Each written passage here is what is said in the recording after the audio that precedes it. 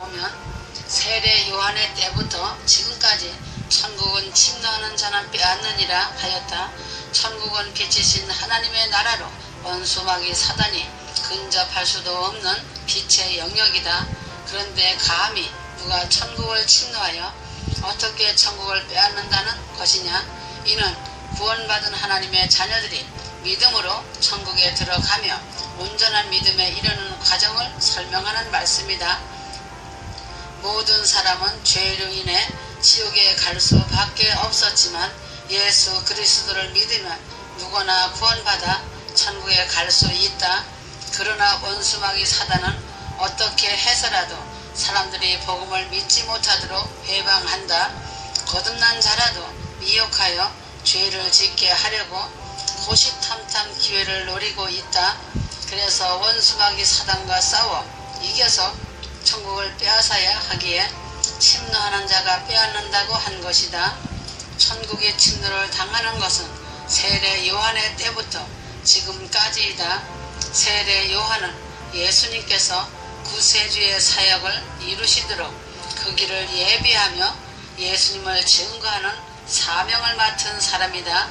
세례 요한의 때부터 지금까지라는 것은 예수 그리스도의 시대이다.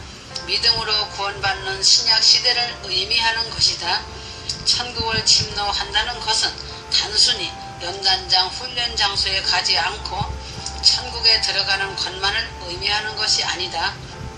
천국도 첫째 하늘나라 낙원이 있고 둘째 하늘 왕국이 있고 셋째 하늘 시온이 있고 시온 공중에 예루살렘성이 있다. 이러한 영의 하늘도 다시금 수없이 나누어져 있다. 느헤미야 9장 6절에 오직 주는 여호와시라. 하늘과 하늘들의 하늘과 1월 성신과 땅과 땅 위의 만물과 바다와 그 가운데 모든 것을 지으시고 다 보존하시오니 모든 천군이 주께 경배하나이다 하였다.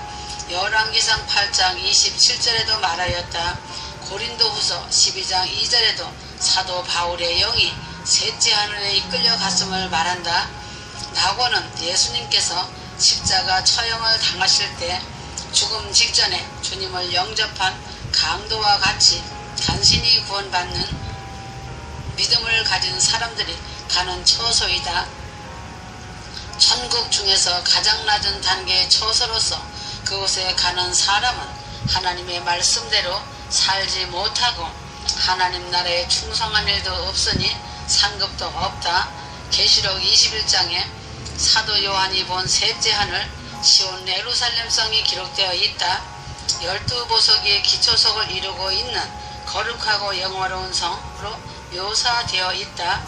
그러나 예루살렘성은 너무도 화려하여 이 땅의 어떤 언어로도 말할 수 없는 것이다.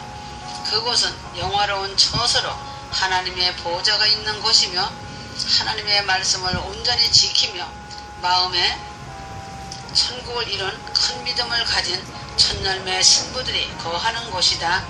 자신이 어느 처소로 들어갈 것인지는 자신의 믿음에 따라 결정된다.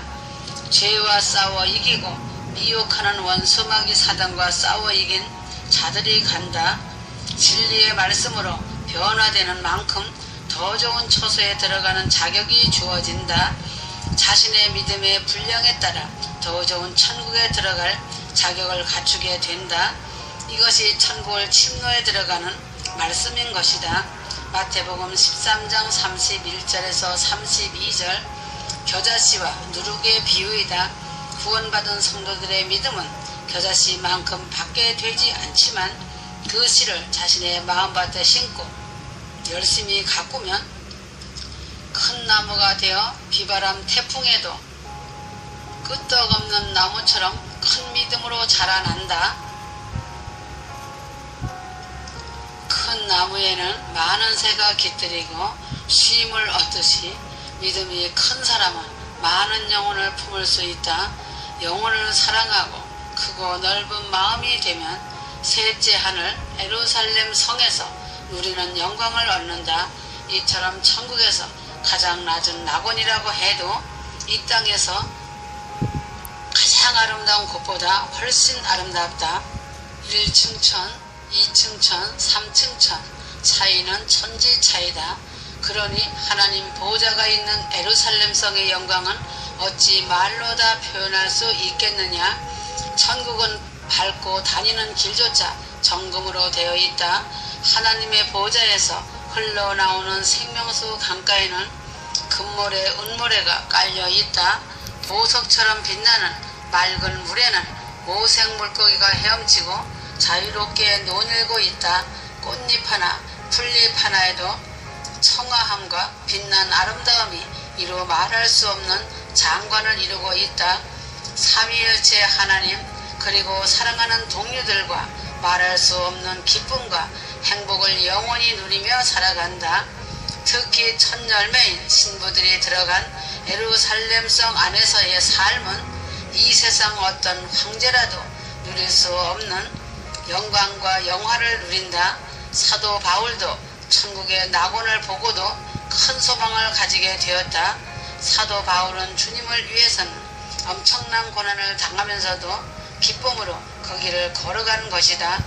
자신이 천국을 밝히 알면 이 땅의 것은 헛되고 헛된 것을 깨닫게 된다.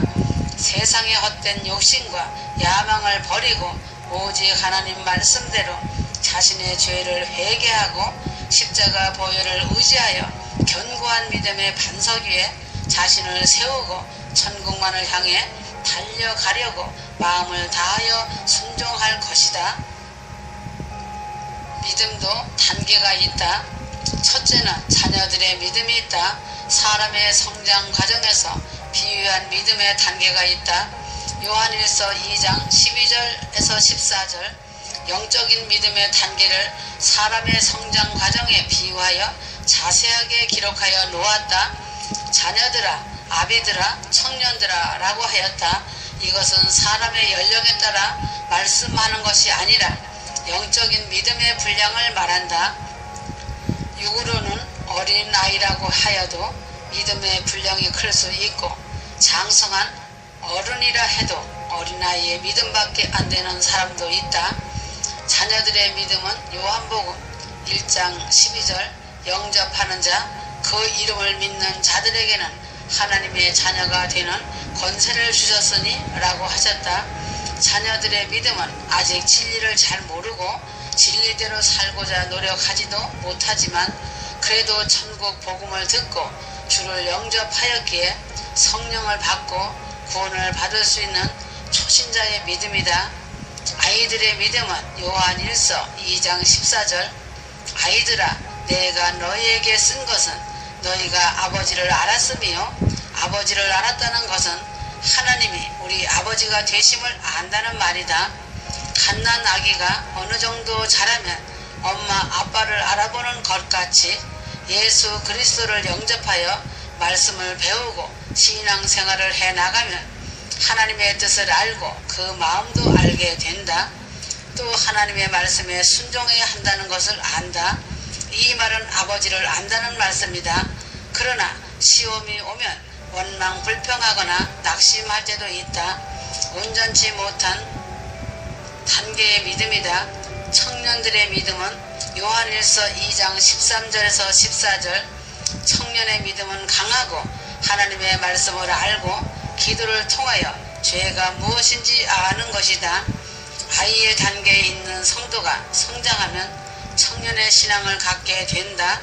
이 단계에서는 시험을 만나도 요동하지 않을 수 있다. 쉬지 않고 기도하는 가운데 감사하며 시험을 이겨낸다. 아비들의 믿음 요한일서 2장 14절 자신이 주장이 강하여 굽힐 줄 모르는 청년의 때를 지나 장년이 되면 인생의 연단을 통해 좌우를 살피며 상황 판단을 잘하여 경우에 따라 겸손으로 머리를 숙일 줄 안다. 영적으로 아비가 된 사람은 하나님의 근본에 대하여 자세히 알기 때문에 하나님의 뜻과 섭리를 깨닫고 높은 차원의 믿음을 소유한 자이다. 아비의 믿음은 아비들아 내가 너희에게 쓴 것은 너희가 태초부터 계신 이를 알았으며 요한일서 2장 14절 무에서 유를 창조하신 하나님을 아는 믿음이다. 전지전능하신 창조주 하나님의 깊은 것 근본까지도 아는 믿음이다. 모세는 하나님의 근본을 알았기 때문에 천지 창조를 비롯하여 무수한 비밀을 계시받아 모세 오경을 기록할 수 있었다. 이렇게 하나님의 마음을 아는 자들은 시대마다 세우시고 말씀을 기록하게 하셨다. 아브라함이 하나님의 깊은 마음까지 헤아림으로 기쁘시게 하는 행함을 보여 하나님의 벗이라 인정받는 믿음이 바로 태초부터 계신 하나님을 아는 단계이다. 특히 휴거될 신부들은 하나님의 깊은 마음과 뜻을 근본까지 알아야 말씀에 온전히 순종할 수 있고 기쁘시게 할 수 있다. 이것이 아비의 믿음이다. 아비의 믿음을 가진 사람은 모든 사람의 본이 되고 마음 중심이 겸손하여 어떤 사람이라도 포용할 줄 안다. 가난하고 힘든 자의 시정을 알고 섬긴다. 어느 누가 흔들어도 좌로나 우로나 치우치거나 흔들림 없이 온전히 진리 안에서 굳건히 선 자이다. 그래서 하나님의 마음과 뜻을 알아 그에 맞춰 순종함으로 하나님의 사랑과 축복을 땅에서나 하늘에서 큰 복을 받는다. 에스겔의 이상을 통해 본 믿음의 분량은 에스겔 47장 3절에서 5절 그 사람이 손에 줄을 잡고 동으로 나아가며 1,000척을 청량한 후에 나로 그 물을 건너게 하시니 물이 발목에 오르더니 다시 1,000척을 청량하고 나로 물을 건너게 하시니 물이 무릎에 오르고 다시 1,000척을 청량하고 물을 건너게 하시니 물이 허리에 오르고 다시 1,000척을 청량하시니 물이 내가 건너지 못할 강이 된지라. 그 물이 창이라여 헤엄할 물이요 사람의 능히 건너지 못할 강이더라. 이곳의 물은 하나님의 말씀을 뜻하는 것이다. 의미 신장한 말씀이다. 성전에서 나온 하나님의 말씀이 온 세상의 물이 되어 퍼져나가는 것을 보여주신 것이다. 그 사람의 손에 줄을 잡고 동으로 나아가며 1,000척을 청량한다 한 것은 이는 장차 백보자 심판 때 하실 것을 뜻한다.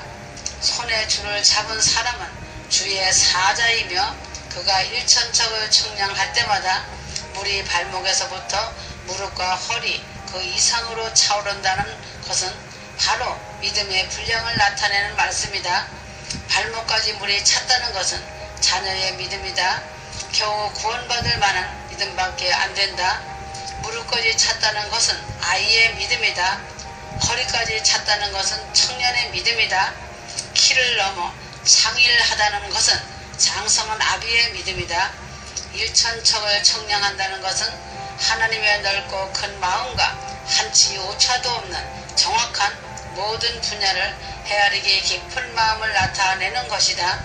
하나님께서 각 사람의 믿음을 측정하실 때 어느 한 면이 아니라 모든 분야를 종합적으로 세밀하게 살피신다는 뜻이다. 각 사람의 일거수 일투족은 물론이고 마음 깊숙한 곳까지도 정확히 살핌으로써 어느 누구도 억울하다 할 수 없도록 정확하게 심판하시는 것이다. 믿음도 단계가 있다. 믿음이 3단계에 있어야 할 사람이 믿음의 1, 2단계에 해당하는 삶을 산다면 원수마귀 사단이 송사함으로 징계가 따른다. 하나님의 말씀을 알면서도 행하지 못하면 결국은 사망의 길로 가기 때문에 하나님께서는 안타까운 마음으로 징계하시며 사단의 송사를 허락하실 수밖에 없다. 자신이 죄를 범했는데도 징계가 없다면 그는 하나님 사랑에서 떠나 있다는 증거이다. 하나님께서 받으시는 아들이 아니라면 그 영혼은 지옥에 갈 수밖에 없다. 또한 범죄하여 징계가 임한다면 하나님께서 사랑하신다는 증거라는 것을 깨닫고 회개해야 한다. 첫째 하늘은 낙원이 있고 1층 천이 있다. 믿음이 겨우 구원받은 자들이 가는 곳은 낙원이다. 낙원 외곽지대를 교육장소라고 하는 곳이다. 겨우 구원받은 사람은 낙원 변두리 배치받으면 그곳에서 세상에 있을 때 하나님을 위해 온전한 믿음이 없이 살았던 것을 회개하며 교정